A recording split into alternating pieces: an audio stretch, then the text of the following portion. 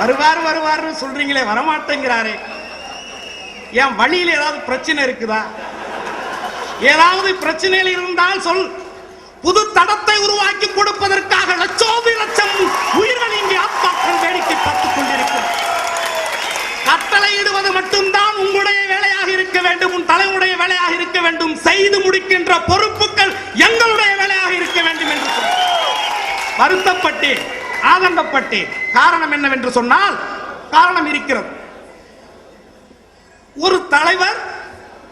ஒரு தலைவராகுவதற்கு கூடிய அத்தனை தகுதிகளும் உள்ள ஒரு மனிதர், பணத்தால் புகழால் அத்தனை வசதிகளும் இருக்கக்கூடிய ஒரு மனிதர் எதற்காக யோசித்துக் கொண்டிருக்கிறார்?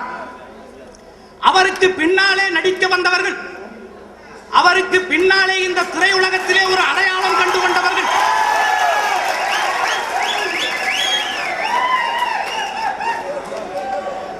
அவர்களை பார்த்து இந்த சினிமாவிலே நடிகனாக வேண்டும் என்று ஆசைப்பட்டவர்கள்,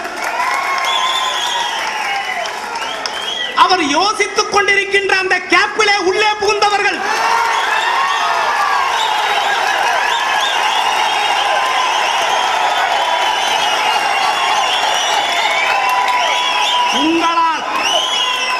உங்களால் சூப்பர் ஸ்டார் ரஜினிகாந்த் அவர்களால் திரையுலகில் கவரப்பட்டு இந்த சென்னை மாநகரத்துக்கு வந்தவர்கள்.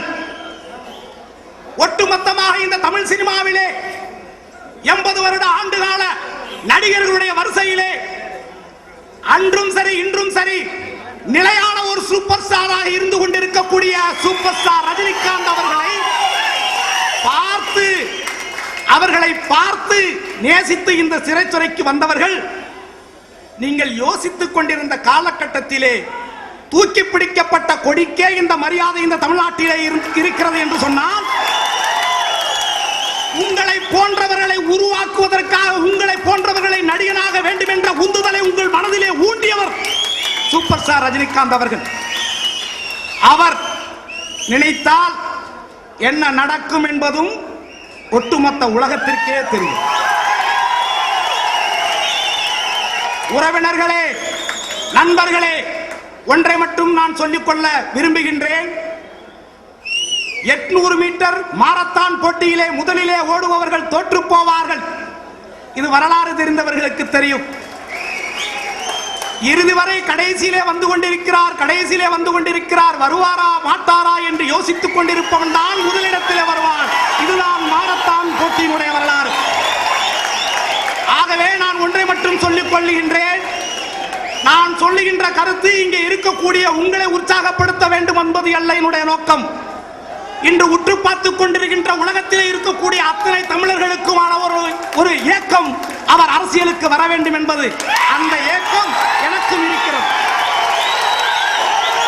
ஆகவே இன்றைக்கு ஒட்டுமொத்த தமிழ்நாட்டிலே இன்றைக்கு சமீபத்திலே கட்சியை உருவாக்கி அந்த கட்சியின் மூலமாக ஒரு 10% வாக்காளர்களை வைத்துக் கொண்டு இன்றைக்கு குறுகிய காலகட்டத்திலே இந்திய தமிழ்நாட்டினுடைய அரசியலிலே சட்டமன்றத்திலே எதிர்க்கட்சி தலைவராக அமர்ந்திருக்கின்ற புரட்சி தலைவர் விஜயகாந்த் அவர்களால் இந்த இடத்தை பிடிக்க முடிகிறது என்று சொன்னால், எனது தலைவன் சூப்பர் ஸ்டார் ரஜினிகாந்த் அவர்கள் நினைத்தால் ஒட்டுமொத்த தமிழ்நாட்டினுடைய சிம்மாசனத்தை பிடிக்க முடியும் என்பதுதான் உங்களுடைய கருத்து மட்டுமல்ல, என்னுடைய கருத்தும், உலகத்திலே இருக்கக்கூடிய அத்தனை தமிழர்களுடைய கருத்தும் என்பது மறுக்க முடியாத ஒரு உண்மை. ஆகவே ஏன் யோசித்துக் கொண்டிருக்கிறார், எதற்காக யோசித்துக் கொண்டிருக்கிறார் என்று சொன்னால் அதற்கு காரணம் இருக்கிறது. காலம் வருகின்ற பொழுது அது கழியும், காலம் வருகின்ற பொழுது அது நடக்கும். ஆகவே நீங்கள் செய்ய வேண்டியது, இந்த 35 ஆண்டு காலங்களாக எந்த ஒரு எதிர்பார்ப்பும் இல்லாமல் ஒட்டுமொத்தமாக விசுவாசமாக அந்த உணர்ச்சி மிகுந்த தலைவனுக்காக குரல் கொடுத்துக் கொண்டிருக்கிறீர்களே, இந்த குரலை உங்களுடைய இறுதி காலம் வரை கொடுத்துக் கொண்டே இருங்கள். ஆனால் நீங்கள் நினைத்தது நடக்கும் என்பது மட்டும்தான் என்னுடைய உண்மையான வார்த்தை. ஆகவே நண்பர்களே, நான் ஒன்றை மட்டும் சொல்லிக் கொள்கிறேன். ரஜினிகாந்த் அவர்கள் பணத்தால் மனம் நிறைந்தவர், குணத்தால் மனம் நிறைந்தவர். அவர் அரசியல் செய்து பணம் சம்பாதிக்க வேண்டும் என்கின்ற நிலை அவருக்கு கிடையாது. ஆகவே அப்பேற்பட்ட ஒரு மனநிலையில் உள்ளவரால் மட்டும்தான் மக்களுக்கு நன்மை செய்ய முடியும். அதைத்தான் அருமை அண்ணன் தானு அவர்கள் சொன்னார். மூப்பனார் ஐயா அவர்கள் மனம் வருத்தப்பட்ட பொழுது அவர் கொடுத்த ஒரு குரலுக்காக சைக்கிள் சின்னம் 26 இடத்திலே எம்எல்ஏ வந்தது என்று சொன்னார். 1996 அந்த நிகழ்ச்சி நடந்தது.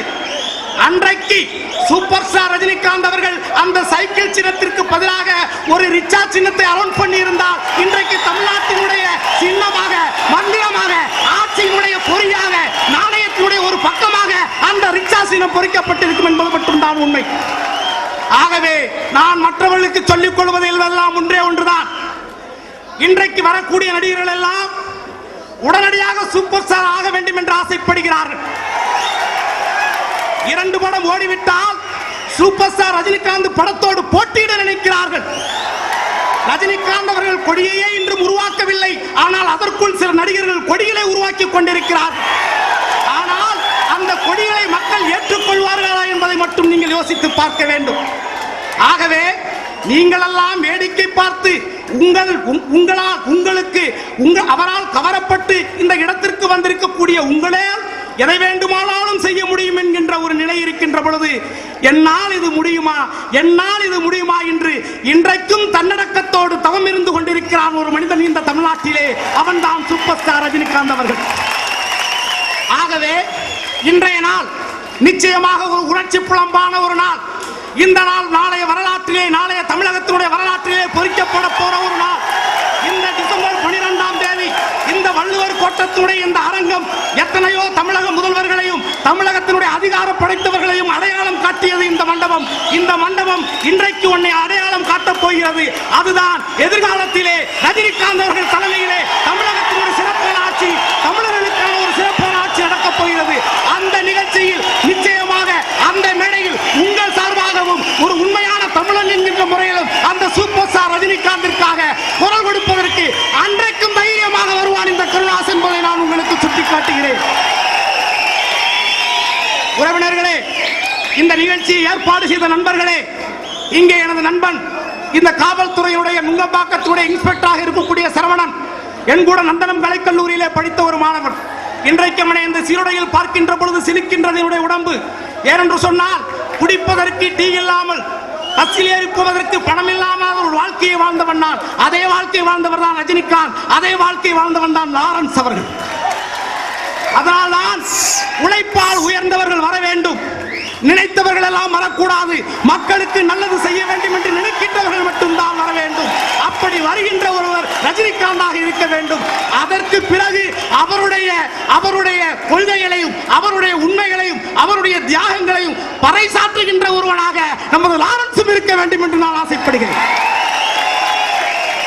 இந்த ஒரு மகத்தான ஒரு விழாவிலே உண்மையிலேயே நான் ஆதங்கப்பட்டு கேட்கின்றேன் நிகழ்ச்சியுடைய ஏற்பாளர்களை பார்த்து.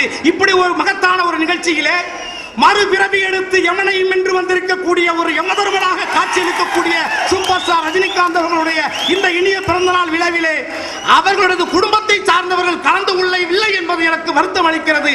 இனிமேல் ஒரு விழா ரஜினிகாந்த் அவர்களுடைய பிறந்த விழா நடக்கிறது என்று சொன்னால் நிச்சயமாக அவருடைய குடும்பத்தை சார்ந்தவர்கள் யாராவது அந்த மேடையில் இருக்க வேண்டும் என்று நான் ஆசைப்படுகிறேன். எங்கிருந்தோ பிறந்து எங்கோ வளர்ந்து எவனுக்கோ பிறந்த இந்த மக்கள் எல்லாம் அந்த ஒரு ஜீவனுக்காக உயிரை கொடுக்க தியாகம் செய்ய தயாராக இருக்கின்ற பொழுது உங்களை எல்லாம் இந்த உலகத்துக்கு அடையாளம் காட்டி அந்த உத்தமனுடைய விழாவிலே நீங்கள் கலந்து கொள்ளாததை நான் வன்மையாக கண்டிக்கின்றேன்.